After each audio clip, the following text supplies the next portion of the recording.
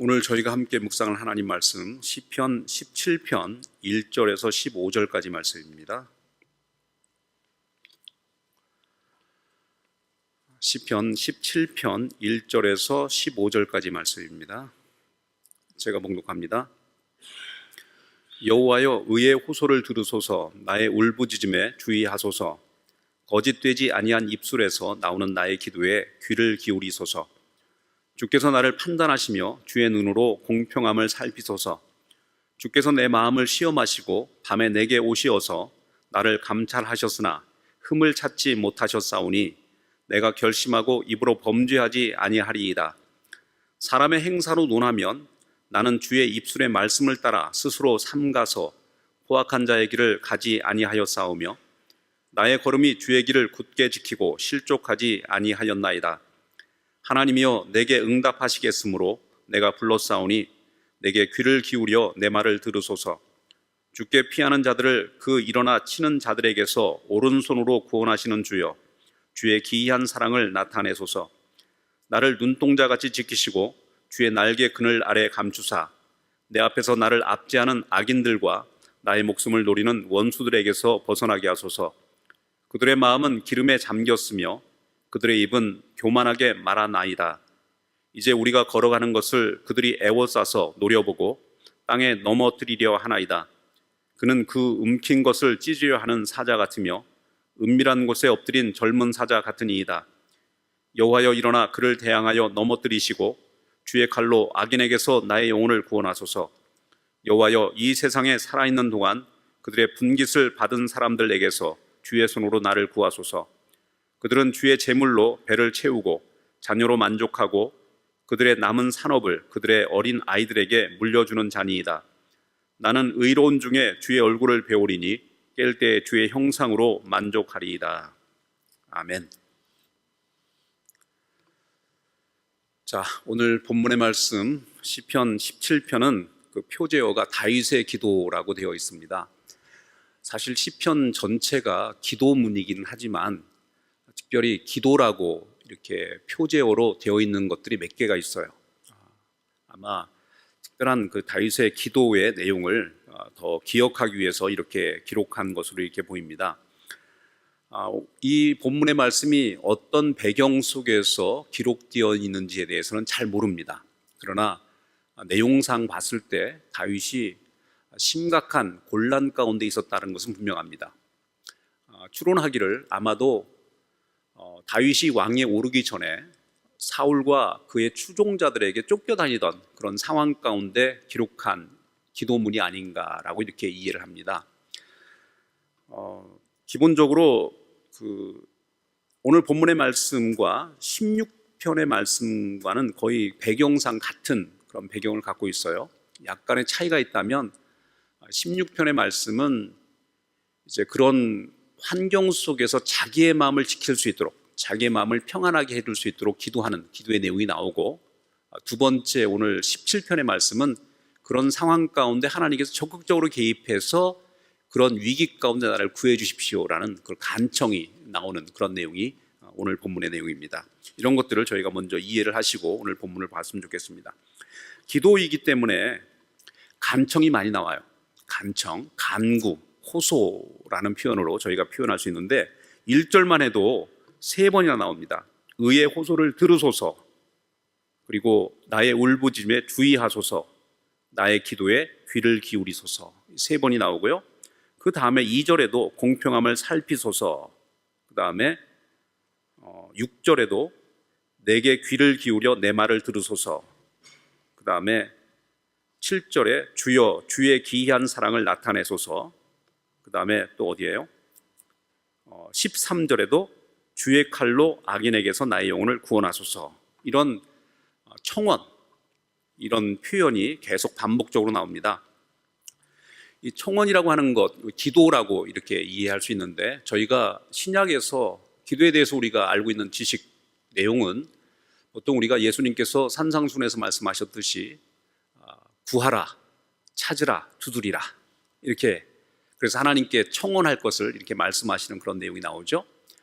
그리고 나서 구하는 자가 얻을 것이고 찾는 자에게 찾을 것이고 그다음에 문을 두드리는 자에게 열려질 것이다. 그래서 우리가 하나님께 간구하고 청원하면 하나님께서 우리의 기도를 들어주시겠다라고 이렇게 말합니다. 그런데 살다 보면 현실적으로 우리가 간구하고 기도했음에도 불구하고 기도가 응답되어지지 않는 경우가 있죠. 그래서 그것을 우리는 어디에서 그 변명을 찾느냐면 야고보서에서 찾습니다. 너희가 구하여도 자기 정욕에 쓰려고 구하였기 때문에 하나님께서 응답하지 않으셨다. 잘못 구했다라는 이런 표현을 씁니다. 그런데 그런 방식으로 우리의 기도의 문제를 다 해결하는데 사실은 더 복잡한 내용이 있습니다. 어떤 내용이냐면 하나님께서는 그 기도하는 사람, 청원자가 그 됨됨이가 어떻느냐에 따라서 하나님께서 그 기도에 응답하고 응답하지 않고를 결정하십니다. 이 성경이 여러 가지 많은 부분에 쓰여 있어요. 여러분 잘 아시지만 창세기 3장에 가인과 아벨이 기도를 합니다. 하나님께 제사를 드리죠.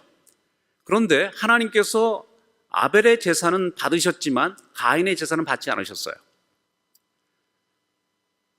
재물의 문제가 아니라 사실상 제사 드리는 자의 인격이 문제였습니다. 하나님은 가인은 받지 않으시고 아벨은 받으셨다라고 이렇게 말합니다. 또 마찬가지로 이사야서를 보면 여러 가지 많은 말씀이 나와요. 너희가 나에게 엄청난 재물을 나에게 갖다 바치고 화려한 예배를 나에게 드린다 할지라도 너희가 손에 피를 흘리고 삶에서 악을 행함으로 말미암아 내가 너희의 재물을 받지 않겠다. 너희의 제사를 받지 않겠다. 차라리 예배당을 밟지 않았으면 좋겠다. 누가 너희를 쫓아내서 예배당에 아무도 없었으면 좋겠다라는 식의 말씀을 하십니다. 여러분 그들이 간구하는 간구의 내용이 잘못되어서요? 그들이 하나님께 드리는 제물이 잘못되어서요? 아니에요. 어떤 의미에서는 전심으로 전력하며 하나님께 간구했을 겁니다. 그럼에도 불구하고 하나님께서 그들의 제물을 받지 않으시고 그들의 기도를 응답하지 않으신 이유는 뭐예요? 그들의 인격 문제 아닙니까? 그들의 됨됨이 문제 아니겠어요? 하나님께서는 악인의 기도를 듣지 않으시겠다라고 말씀하십니다. 시편 5편 4절에서 6절 말씀에도 이런 말씀이 있어요. 주는 죄악을 기뻐하는 신이 아니시니 악이 주와 함께 유하지 못하며 오만한 자가 주의 목전에 서지 못하리이다. 주는 모든 행악자를 미워하시며 거짓말하는 자를 멸하시리이다. 여호와께서는 피 흘리기를 즐기고 속이는 자를 싫어하시나이다. 하나님께서는 간구의 내용, 우리의 진실성, 우리의 열심이 문제가 아니라 우리의 인격, 우리의 됨됨이가 문제라는 것을 말씀하십니다. 그래서 오늘 본문의 말씀 속에 다윗은요, 이러한 하나님께 자기의 의로움을 지금 변증하고 있습니다. 뭐라고 표현하고 있습니까? 의의 호소라고 자기의 기도를 말하고 있고요. 그 다음에 거짓되지 아니한 입술에서 나오는 나의 기도. 그러니까 자기의 어떤 인격이 거짓되지 않았다라는 것을 이렇게 강조합니다. 또 그 다음에 또 보십시오. 3절에도 보니까 주께서 내 마음을 시험하시고 밤에 내게 오시어서 나를 감찰하셨으나 흠을 찾지 못하셨사오니 내가 결심하고 입으로 범죄하지 아니하리이다. 하나님께 오셔서 다윗을 이렇게 저렇게 살펴보셨는데 흠을 찾을 수가 없었다는 얘기예요. 이것이 다윗이 자기 자신에 대해서 하나님께 변증하는 그런 내용입니다. 사람의 행사로 말하면 나는 주의 입술의 말씀을 따라 스스로 삼가서 포악한 자의 길을 가지 아니하였사오며 나의 걸음이 주의 길을 굳게 지키고 실족하지 아니하였나이다. 자, 이 말씀을 보면서 좀 난처합니다. 사실은. 왜냐하면 우리가 알기에 사람 중에 어느 누구가 하나님 앞에 나는 아무런 죄도 없습니다라고 자신 있게 말할 수 있는 사람이 누가 있겠습니까? 의인이라고 스스로를 이야기하면서 하나님께 떳떳함으로 설 수 있는 인간이 누가 있겠어요? 그런데 다윗은 지금 여기에서 거짓되지 않은 입술, 하나님 앞에서 흠을 찾지 못하는 나의 인격, 뭐 이런 것들을 여기서 표현을 하고 있단 말이에요. 이것을 어떻게 이해하느냐 좀 고민스럽습니다. 근데 여러분 이 말씀을 이렇게 이해하셔야 합니다. 이것은 인격적인 판단이 아니라 지금 당시에 다윗을 회방하고 추적하며 다윗을 힘들게 만드는 대적자들이 다윗에 대해서 고소하는 내용들입니다. 지금 어떤 상황이에요? 지금 다윗이 지금 사울의 왕위를 찬탈하려고 하는 숨겨진 의도를 가지고 지금 배신 행위를 하고 있다는 적들의 모함입니다. 근데 다윗은 그 부분 속에서 지금 가슴이 아픈 거예요. 그들이 지금 지적하고 있는 그 부분에 대해서 나는 하등에 거짓도 없고 그 부분에 있어서 나는 깨끗합니다. 나는 양심에 깨끗합니다라고 이렇게 말하고 있는 거예요. 가끔 이제 저희 집사람이 저한테 이런 얘기를 합니다. 잘못했다고 얘기를 해요. 근데 그 부분에 있어서는 잘못이 없어요. 그래서 내가 잘못한 게 없는데? 그러면 아주 잘못한 게 없다고 그러면서 옛날 얘기까지 다 끄집어내가지고 이제 내가 죄인이라는 사실을 스스로 고백하도록 합니다. 이게 핀트가 안 맞는 거예요. 인격적인 범죄를 얘기하느냐 아니면 어떤 사건적인 범죄를 얘기하느냐, 이것에 있어서 분명한 선을 그어야 하는데 그냥 사건에 있어서 잘못 행한 것을 가지고 나중에 인격 자체로 판단하려고 들면 이게 골치 아픈 얘기입니다. 오늘 본문의 말씀은 인격적인 범죄와 그다음에 사건적인 어떤 범죄를 좀 구분해서 이해를 해야 합니다. 그래서 다윗은 지금 어떤 얘기를 하고 있느냐면, 적어도 그들이 지금 어큐즈하는 그런 부분 속에서, 즉 사울의 왕위를 찬탈하려고 하는 역적 모의를 하는 그러한 범죄, 그런 범죄에 대해서 나는 내 양심을 걸고 말하지만 나는 한 번도 그렇게 생각해 본 적도 없고 그렇게 계획해 본 적도 없다라는 겁니다. 하나님께서 나에게 찾아오셔서 그 부분에 대해서 꼼꼼하게 체크하셔도 나는 내 양심 속에서 한 번도 그런 적이 없다. 나는 거기에 대해서 떳떳하다라는 이 말씀을 여기서 하고 있는 것입니다. 여러분, 그래서 이제 사람의 행사로 논하면이라는 표현이 나오는 거예요. 사람의 행사로 논하면, 행위로 말하면 그 부분에 있어서 나는 거짓이 없다. 나는 깨끗하다. 이렇게 말하고 있습니다. 여기서 그 포악한 자의 길, 그 다음에 주의 길, 이 두 가지가 나와요. 여러분, 그 시편 1편에 보면 시편 전체의 서론이라고 표현할 수 있는데 거기에는 복 있는 자에 대해서 말하고 있어요. 그러면서 복 있는 자의 길, 그 다음에 악인의 길이 대조되어집니다. 오늘 본문의 말씀은 포악한 자의 길과 또 주의 길, 이 두 가지가 대조되어지는데, 이 포악한 자의 길은 지금 다윗을 향해서 지금 힘들게 하는 그런 원수들의 길을 가리키는 것이고, 주의 길은 또 다윗이 걸어가는 거짓되지 않고 하나님께 진실되어진 그런 길을 가리키는 것이라고 이렇게 표현할 수 있습니다. 그러면서 주의 길을 굳게 지키기 위하여서 하나님 말씀 가운데 자기가 머물렀고 그 말씀을 지켜 순종하는 삶을 살았기 때문에 내가 실족하지 아니하였다라고 이렇게 말합니다. 자, 여기까지 이렇게 자기의 의로움을 변증하고 나서 다윗은 이렇게 말합니다. 하나님이여 내게 응답하시겠으므로 내가 불렀사오니 내게 귀를 기울여 내 말을 들으소서. 이 말은 어떤 의미냐면, 내가 기도하겠습니다. 왜냐하면 하나님께서 나의 기도에 반드시 응답하실 것이기 때문입니다 라는 얘기예요.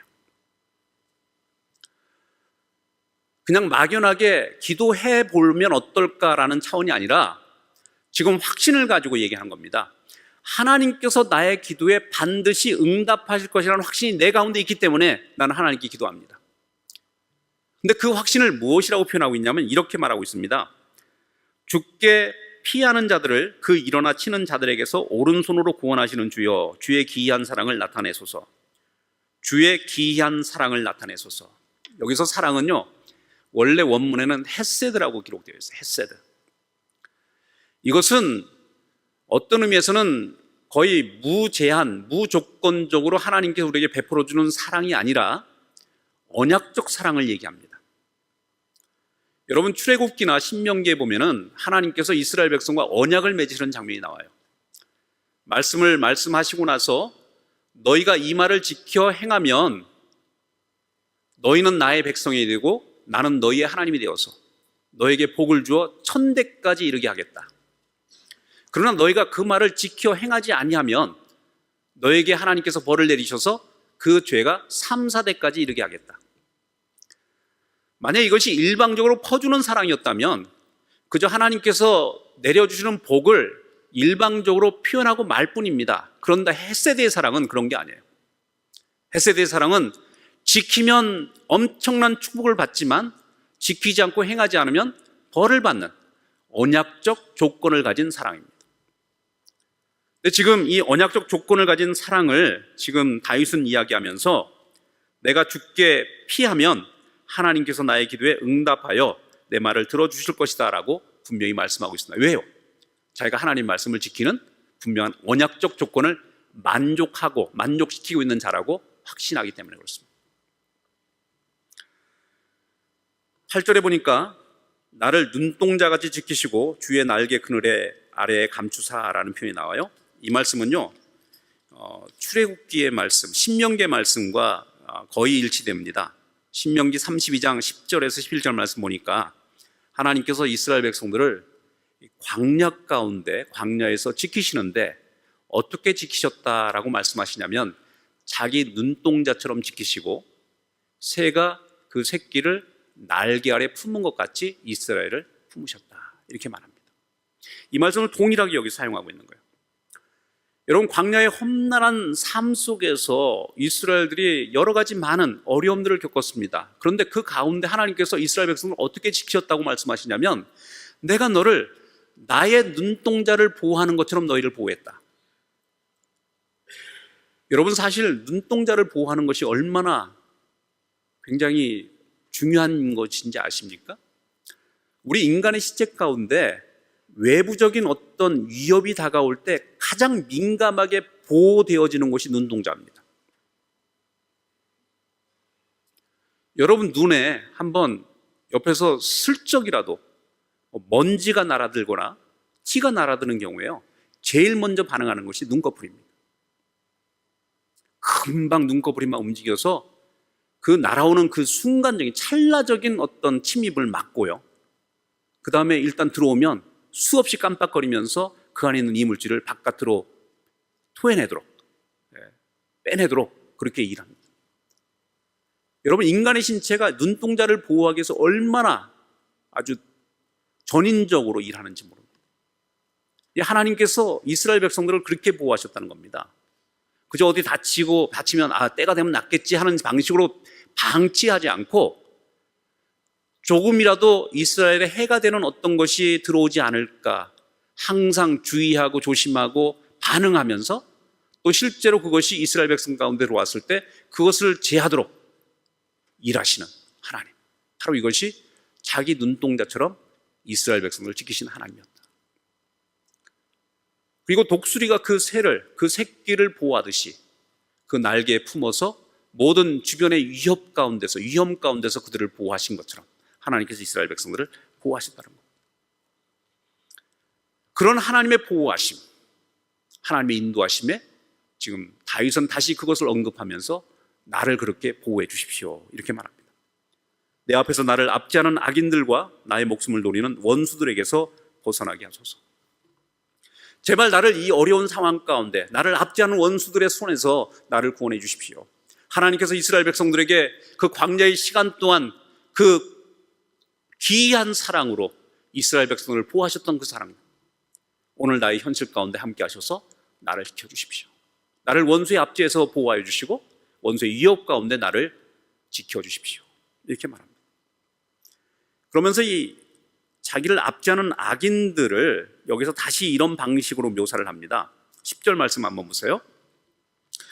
그들의 마음은 기름에 잠겼으며 그들의 입은 교만하게 말하나이다.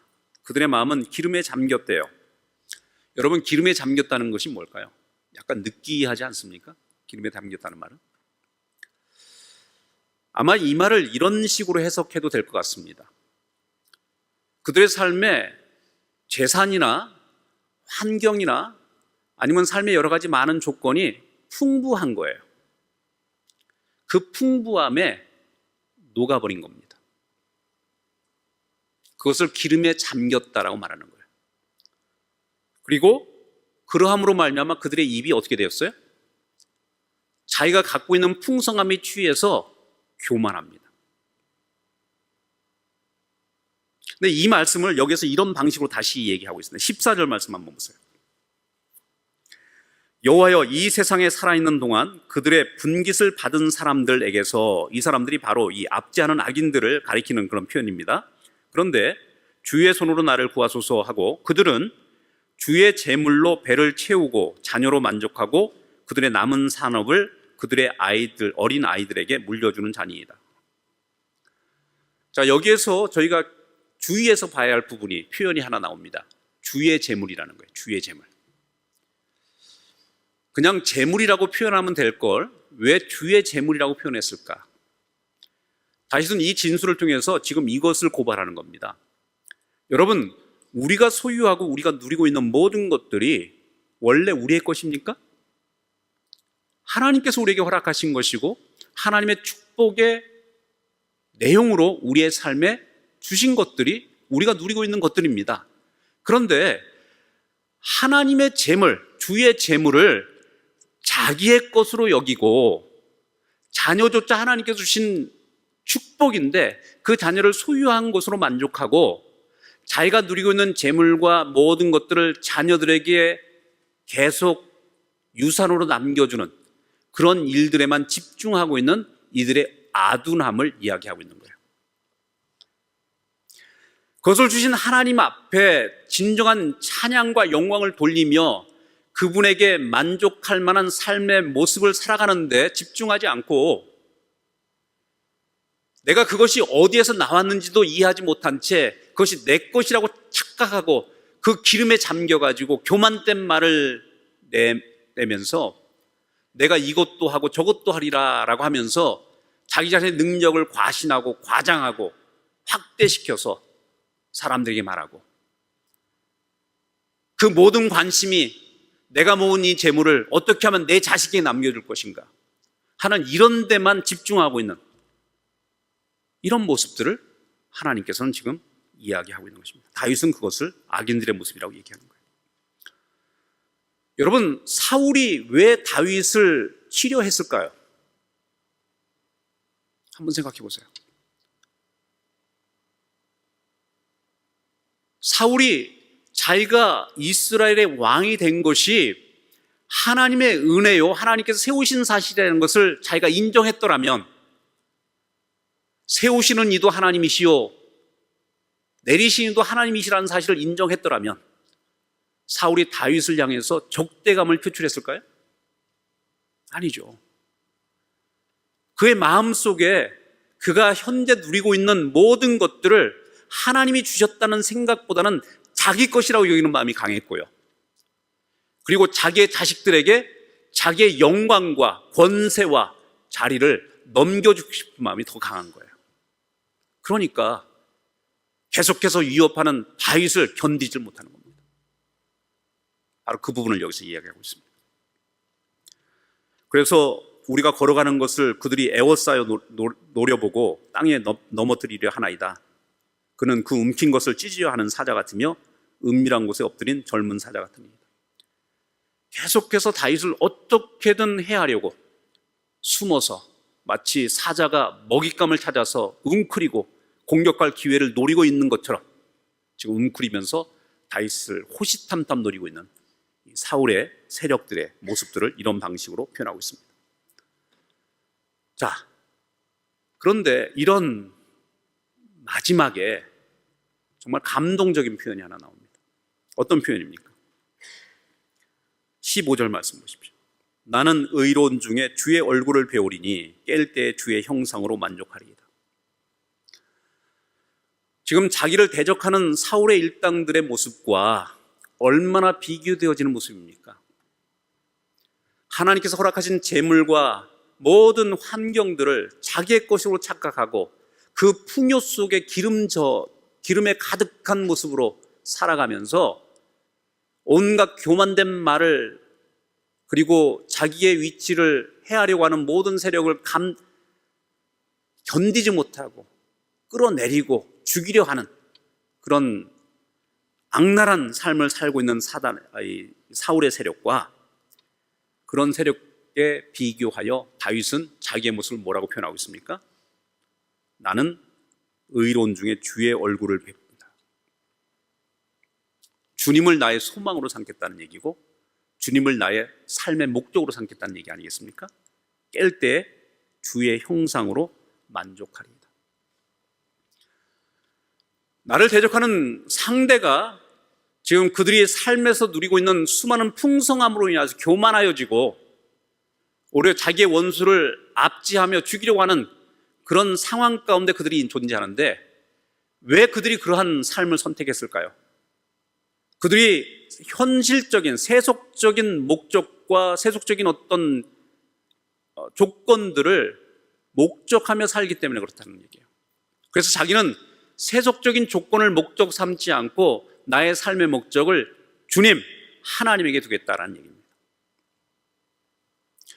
여러분, 우리가 삶을 살면서, 그리스도인의 삶을 살면서도 마찬가지지만요, 내가 세속적인 풍성함을 꿈꾸며 그것을 소망하며 살면 우리의 삶에 만족이 없습니다. 항상 더 갖기 위해서 분주해야 하고 나의 유익을 침해하는 다른 사람들에 대해서 적대적으로 대할 수밖에 없고요, 어떻게든 긁어모으고 어떻게든 많이 모아서 내 자녀에게 남겨주는 것이 내 일생의 목표라고 생각하고 아둥바둥 살아가게 될 수밖에 없어요. 근데 다윗은 지금 무엇을 합니까? 그런 대적들의 잘못된 모습과 비견하여서 나는 어떻게 살겠습니까? 나는 세상의 것에 나의 욕심을 두지 않고 하나님만을 나의 목적과 내용으로 삼고 살겠습니다. 제가 예전에 프라미스 키퍼스라는 미국 남자들의 집회를 한번 다녀본 적이 있습니다. 거기에서 새로운 미국의 찬양들을 굉장히 많이 배웠는데, 거기에 이런 노래가 한 가지 계속 기억에 남습니다. 여러분 아실지 모르겠지만 In the morning when I rise, In the morning when I rise, give me Jesus. When I am alone, give me Jesus. When I come to die, give me Jesus. 내가 아침에 일어날 때 주님을 나에게 주십시오. 당신은 이 세상에 속한 모든 것을 다 가져도 좋습니다. 나에게는 단지 주님만 주십시오. 내가 외로울 때, 혼자 있을 때 나에게 주님을 주십시오. 나머지는 다 당신이 가지십시오. 나에게는 오로지 주님만 주십시오. 내가 인생의 마지막 임종을 앞두고 있을 때에도 나에게 필요한 것은 주님입니다. 다른 것들은 다 당신이 가지십시오. 나에게는 주님만 주십시오.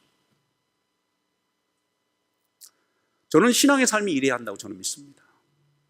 여러분이 추구하는 것이 무엇입니까? 세상 속에서의 번영과 부귀와 풍성함입니까? 그것들을 지키기 위해서 우리가 얼마나 악랄하게 변하는지 아십니까? 그것들이 우리의 삶의 목적이 됨으로 말미암아서 우리가 얼마나 하나님께 멀어진 존재로, 하나님을 대적하는 존재로 살아가고 있는지 아십니까? 우리가 추구해야 할 것은 이 세상 속의 풍요와 번영이 아닙니다. 예수님이 필요합니다. 주님이 우리 가운데 존재할 때 우리는 세상의 모든 것에 만족할 수 없습니다. 세상의 모든 것들은 잠깐 동안의 만족을 주긴 하지만 그것은 우리를 더욱더 갈증나게 할 뿐입니다. 그래서 모든 사람을 원수로 삼고 적으로 삼고 나의 것을 지키기 위하여서 안절부절하면서 살아가는 삶으로 인도할 수밖에 없어요. 그런데 그것들을 내려놓고 아침에 눈을 깰 때, 눈을 뜰 때 나에게 주님만 필요합니다. 주님만을 내가 소망합니다. 그런 마음과 태도로 주님 앞에 나아가고 고백한다면, 여러분, 하나님이 사랑하시는 여러분들을 하나님이 더욱더 풍성함으로 인도하실 거라고 저는 믿습니다. 우리가 구하지 아니한 것이라 할지라도 하나님께서 더 채워주시리라 믿습니다. 왜냐하면 그것은 우리의 삶의 목적이 아니라 그저 하나님께서 살아가시는 자녀들에게 주시는 열매로서 존재하기 때문에 그렇습니다. 저는 오늘 이 다윗의 이 기도, 마지막에 표현하는 이 엄청난 고백이 여러분의 고백이 되기를 간절히 원합니다. 내가 의로운 중에 주의 얼굴을 배우리니 깰 때 주의 형상으로 만족하리이다. 나는 주님만으로 만족합니다. 다른 사람들은 자기의 풍요로움에 젖어서 스스로 자기가 그 모든 능력을, 그 모든 것들을 스스로 이루어낸 것이라고 착각하고 영광을 하나님께 돌리는 것보다는 자기 자신에게 영광을 돌리며 교만된 삶을 살지만, 나는 쫓기고 핍박당하고 어려움 당하는 현실 가운데 존재하지만 여전히 내가 추구하는 내 삶의 목적은 주님입니다. 여러분, 주님이 여러분의 삶의 목적이 되시길 간절히 바랍니다. 그럴 때 하나님은 여러분의 기도, 여러분의 간구에 응답하시는 놀라운 헤세드의 사랑의 하나님으로 여러분의 삶에 함께 하실 것입니다. 함께 기도하겠습니다.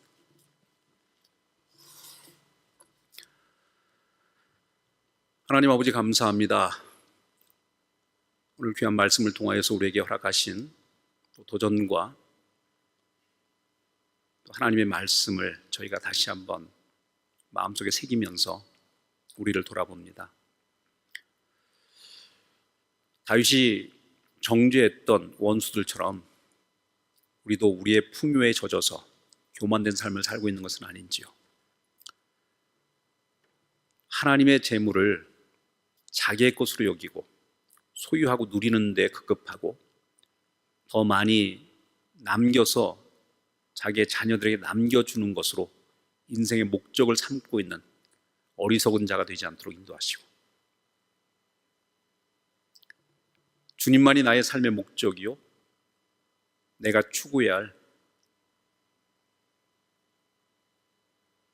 인생의 삶의 참다운 내용이라는 사실을 다시 한번 확인하면서 이 시간 두 손 벌려 나에게 주님만을 주십시오.